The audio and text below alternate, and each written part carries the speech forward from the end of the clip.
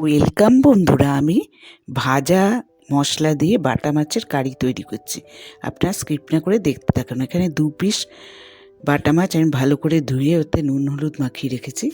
আর এখানে আমি মশলা নিয়েছি একটা বড় সাইজের অর্ধেক টমেটো, একটা ছোটো পেঁয়াজ, 3 কোয়া রসুন, অল্প আদা আর 2টো কাঁচা লঙ্কা নিয়ে।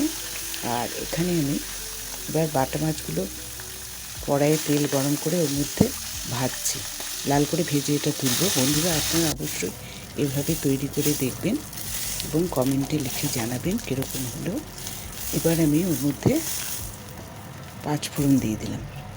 5 ফোড়ন দিয়ে একটু নেড়ে চেড়ে তারপরে আমি যে মশলাটা তৈরি করে রেখেছিলাম ওই মশলাটা ওর মধ্যে দিয়ে দিচ্ছি। মশলাটা দিয়ে দিয়েছি, দিয়ে এটা ভালো করে নেড়ে চেড়ে কষিয়ে আমি রান্না করব। আপনারা দেখতে থাকুন, শেষ পর্যন্ত দেখুন কিভাবে বানাচ্ছি। এভাবে বানিয়ে অবশ্যই খেয়ে দেখবেন আর আমাকে সাবস্ক্রাইব করবেন। এবারে আমি এর মধ্যে স্বাদ মতো লবণ, কাশ্মীরি লঙ্কা গুঁড়ো, হলুদ আর ভাজা মশলা দিয়ে দিলাম। দিয়ে আমি ভালো করে নেড়ে চেড়ে এটা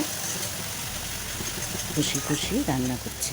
দেখুন মশলাটা ভালো করে কষিয়ে তারপরে আমি এর মধ্যে জল দিয়ে দিলাম।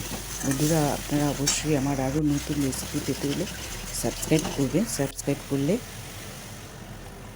অনেক নতুন রেসিপি দেখতে পারবেন। সাবস্ক্রাইব করে বেল আইকনে ক্লিক করবেন, তাহলে আপনাদের কাছে নতুন নতুন রান্নার রেসিপি নোটিফিকেশন পৌঁছে যাবে। এবার আমি গরম হলে ফুটে উঠলে জলটা এর মধ্যে আমি বাটা মাছ দিয়ে দিয়েছি। এর মধ্যে গরম মশলা দিলাম আর ধনে পাতা দিলাম। দিয়ে আমার বাটা মাছের কারি তৈরি হয়ে গেছে। আপনারা লাইক শেয়ার করবেন।